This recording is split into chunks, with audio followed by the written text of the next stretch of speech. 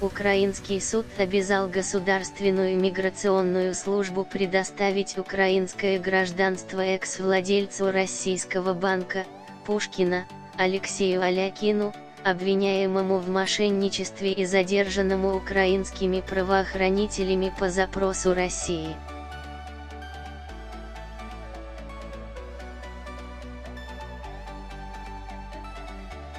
Алякин разыскивается Министерством внутренних дел России по подозрению в мошенничестве в особо крупном размере.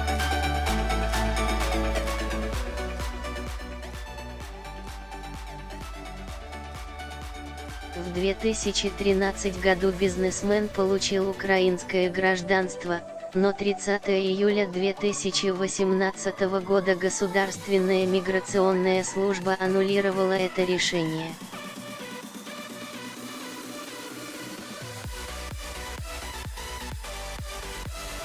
9 августа 2018 года банкир был задержан сотрудниками Службы безопасности Украины в Киевской области и арестован судом в рамках экстрадиционного запроса от РФ.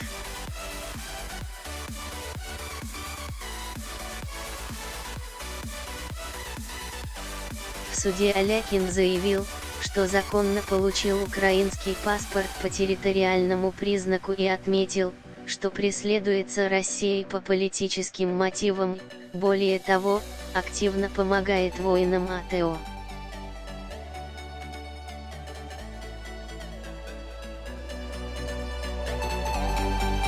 Суд отметил, что в материалах дела нет правильно оформленных документальных подтверждений указанных нарушений.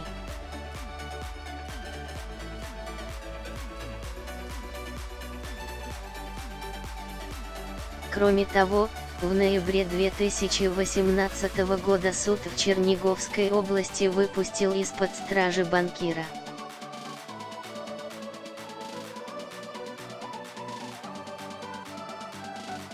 Основанием для этого, в частности, стали медицинские справки о необходимости амбулаторного лечения подсудимого.